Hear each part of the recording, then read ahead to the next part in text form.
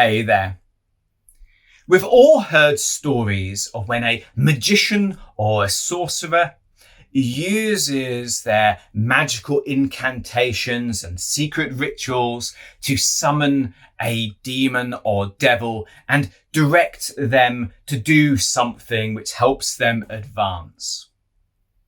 Likewise, you've probably heard tales of a hero or heroine that goes on a quest, traveling to distant places and doing amazing things, but sooner or later has to fight a monster or giant animal or a demon. And by defeating them, either makes them become friendly and become an ally, or they manage to get a object or item from them that they need for their quest in the future. Actually, sometimes this object or item is actually part of the dead body of the animal, the head of Medusa, or the skin of a giant lion that can be used as armor, something like that. If you've studied Eastern traditions, you may have also heard stories of great yogi who sit beneath a tree or on a pathway in the mountains. And they are so resolute in their yoga or their Buddhist meditation that inner demons appear to challenge them. Their lust appears in the form of a beautiful woman, or their jealousy in the form of a tempting demon, or something like that. And challenges from their past and fears for their future, they all appear before them, all come to test them as they must sit detached, resolute, focusing on their meditation or their yogic practice.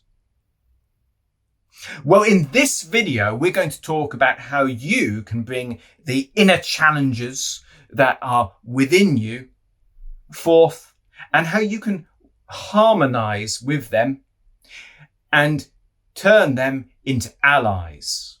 How you can utilize these inner blocks and turn them into a flow of energy that you can utilize. So first and foremost, what we need to do is define what they are. Within your personality, there may be some areas which are outside your control. This can be from past injuries, when you've got hurt and just like your body spasms to protect you, so too your mind has created an area, certain emotions or thinking patterns that it's better just not to touch for the time being.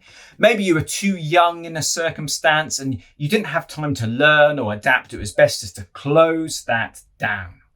Maybe there are injuries where something needs to be rehabilitated, or areas where you've never practiced. There are sort of skills. Maybe you're very good at being adaptable, but learning to be still and resolute is not something you ever tend to use in day-to-day life. It could be that it's the opposite. There's a strategy you have used so well and effectively that now you use it for everything, even when it's not so useful, but it's gone outside your control. This really gives a comprehensive range of the different reasons there are areas of your personality, of your consciousness, which are not within your direction. And these are the areas that will come forth and appear to you. Now, what's interesting about this, of course, is that as you harmonize, as you integrate these aspects with you, you'll realize how much energy they've been taking up. First and foremost, they may have caused some limitation in how you view things. If all you have is a hammer, all you see is nails, or if you're very focused in one particular way, you tend to see in that particular context. Second of all, if you're trying to direct your life and things are a bit imbalanced, it's hard. And just imagine trying to ride a cart where one of the wheels is a lot bigger than the other, or it's damaged in some way. So once you've managed to bring these aspects on board, it's a great empowerment and a release. These inner challenges are in fact your greatest allies waiting to be incorporated into your retinue. So how do we summon them? Well, it's very easy. All you need to do is choose a discipline which is ongoing and causes evolution in you. So it needs to be a practice without an end, which will allow you to improve the things you find hardest. This means that you're looking for something that, rather than being a line, so there's a set beginning and end, is like a circle. This circle or infinity sign doesn't have to be something we would think of as being associated with paths of enlightenment or evolution, but it does need to be something that brings around ongoing improvement. So you could practice yoga or meditation in some form. You could practice Tai Chi or martial arts. You could practice something which is artistic, like painting or calligraphy or playing a musical instrument. You could also study other disciplines which call on the whole of your being. That's the important aspect, like learning a language or studying an academic subject. But whatever discipline you choose, as long as it's ongoing and develops all aspects of yourself, then you have got the means to bring the inner demons into view. You see, they don't like these things. It's uncomfortable for them. It's a case of medicine that looks like poison. The imbalances within ourselves are protecting their position. They don't know that these healing practices would actually allow them to achieve what they're seeking in a better way. We'll go into this a little bit more later on in the video. So you've chosen your discipline. Let's say you're going to practice meditation. Now, if you just said, I'm going to meditate from now on, these inner rebels would have a great advantage. So you need to be careful, and you need to form a triangle to limit the area of play that they have, the advantages that they can utilize. The triangle needs to define exactly the nature of your practice. So we've worked out what you're doing, but you need to put into place how, when, and where. And it needs to be absolutely clear. How are you going to be sitting? What are you going to be focusing on?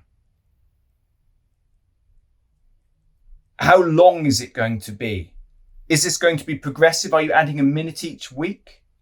You need to set this up so obviously it starts off easy and you can build your muscles of your back, your mind, all need time to adapt to the challenge. You want to set up for success, but you want it precise. And I'll tell you why precision is important. Will your eyes be open? Will they be closed? Will you be focusing on your breath? What will you be meditating on? What's the syllabus of progress in the future? When? Make an appointment with yourself. If you're going to be meditating, is it going to be from 7 to 8 in the morning, 7 to 8 in the evening? Book that in your diary. Make it firm. Make that decision. Give yourself permission. This is the most beautiful thing you can do for yourself. Make sure that you have it in place. You are meditating to improve both your own abilities, but also to bring more blessings into the world. This is a wonderful practice. Make space for that. where you're going to sit, where's your meditation spot. Make sure that you've got all those three clearly defined. And don't just do this in your mind. Make sure there are clear outer statements of it. Write these down. Take an object to associate with your vow. Wear a necklace, wear a bracelet that means I vow to practice my meditation every day. And do this for any discipline, whether, as I suggested, you're learning something new or practicing a different art, whether you're doing kendo every day or whether you're learning watercolors, whatever this discipline is going to be, put this all in place. So now you've got your practice, which is an ongoing evolutionary dedication, and you've got exactly how that's going to be taking place. You've made the decision, everything's clear, and you're starting to gain the benefits. When you sit down to do your meditation, whenever you're doing whatever your practice is, you're learning from it. That's wonderful. Now, the challenges start to appear. Within you, there will be the resistances and the doubts and the temptations and the different aspects that we mentioned. You are now the adventurer on your path. You are now the yogi under the tree. There are going to be these appearances, and they come in strange, sneaky forms. So they will try to use deception and cunning to redirect you from that simple mission of practicing in the time that you have allotted. They will use doubt, deception, diffusion, redirection. They will use equivocation and evasion. They'll use any method to try to move you away from this healthy and beneficial practice. Maybe they'll start to question the decision. Do you really want to be doing this? That can be a very strange situation where you've got the right teacher, the right books, you've got your items saying you're doing, you've booked it in the diary, and as you approach, you start questioning. You will have questioning as to other small areas of how the practice is done to try to move away from its effectiveness. Do you remember those three different sides of the triangle? Well, of course, we are going to hear some inner aspects saying, maybe today I'm going to keep my eyes open rather than close my meditation. Maybe I'm going to focus on something different and varied, make it easier. Maybe I'll lean up against a wall. Maybe lying down counts as meditation. Or I said I was going to be doing it at 7, but I'm just going to watch this television show instead, or go out to this thing. And I'll do it later. I'll push it later. I said I was going to practice in this place, but I want to make an exception. So you need from the beginning to know that anything that moves from what you've decided is a loss in your challenge. So I make it my own personal guidelines that unless someone is physically in danger and actually needs my help, or I'm in a situation where I can't get away to practice, that discipline will take place when I have decided. If I'm traveling, I'll go to the prayer room, or I'll sit on the plane, or I'll sit on the train with my eyes closed. I will find a way to practice. Remember, you're seeking ways to do it, not ways to get out of it. And if you make exceptions, you play into the hands of your inner rebels. Your inner rebels will say all sorts of things.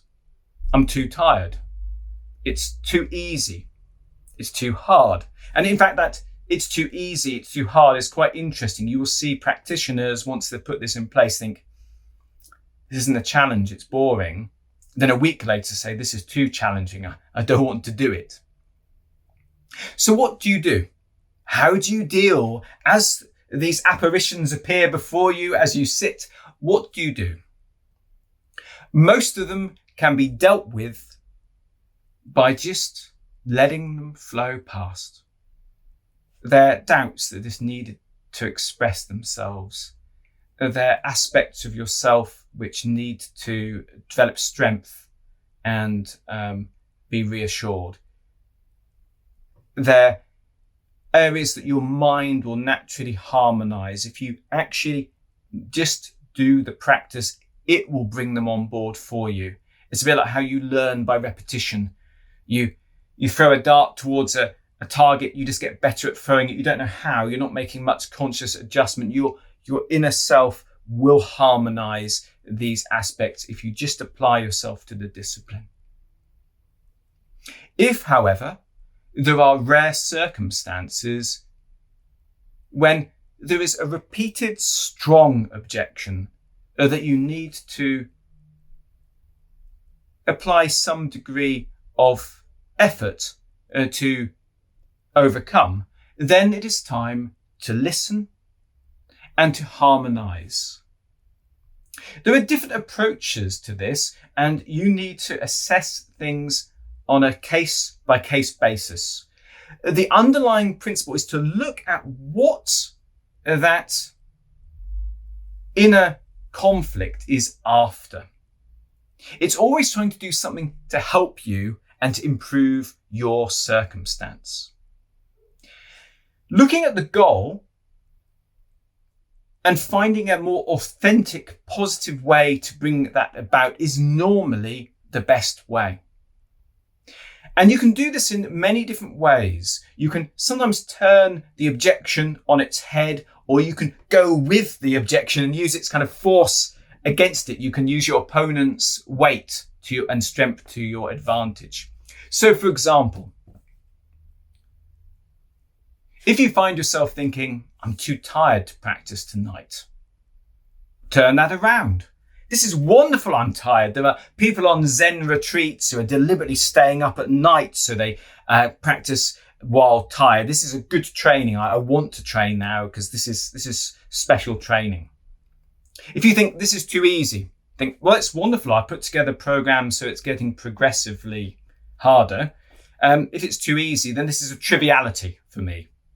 So there's no objection. This is hard. Well, if this is hard, then that's what I'm after. You don't go to a gym and complain the weights are heavy. This is superb. Whatever the inner objection is, find a way to make that into your empowerment, and you will get closer to that harmonization.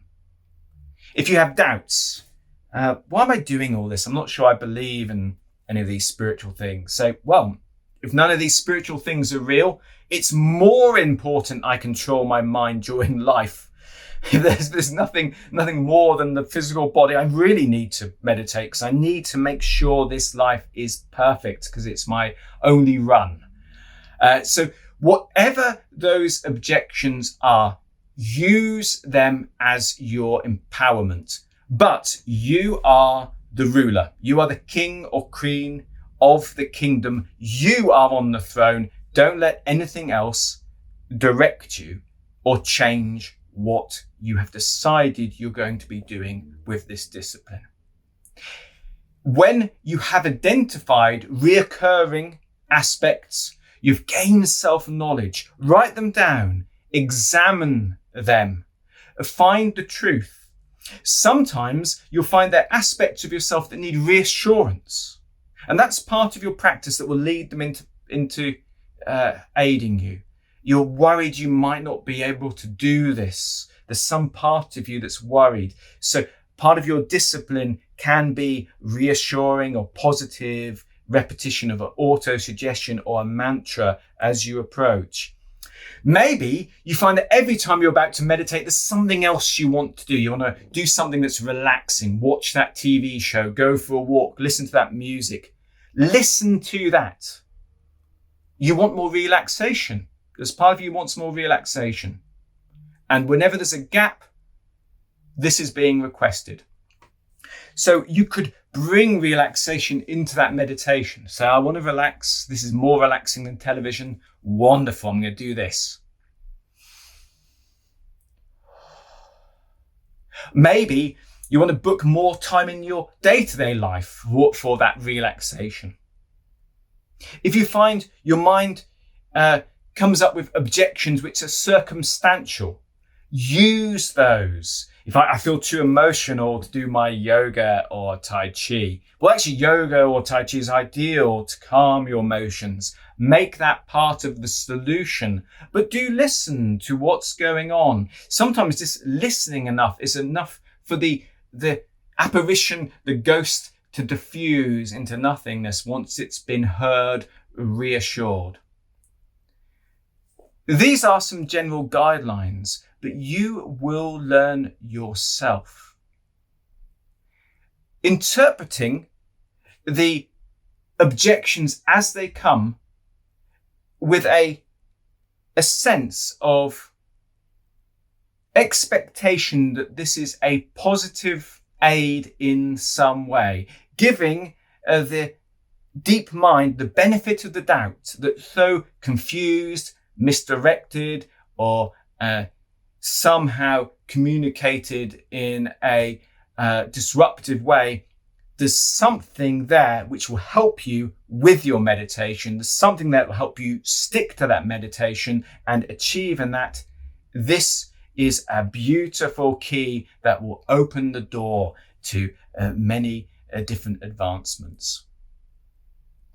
My name is Martin Folks, and I hope that this video is of use to anyone who is seeking to unify and harmonize their mind so as to have the greatest effect on the world around them and be the greatest blessing they can be in existence. Until next time, let's make every word, thought, and action count.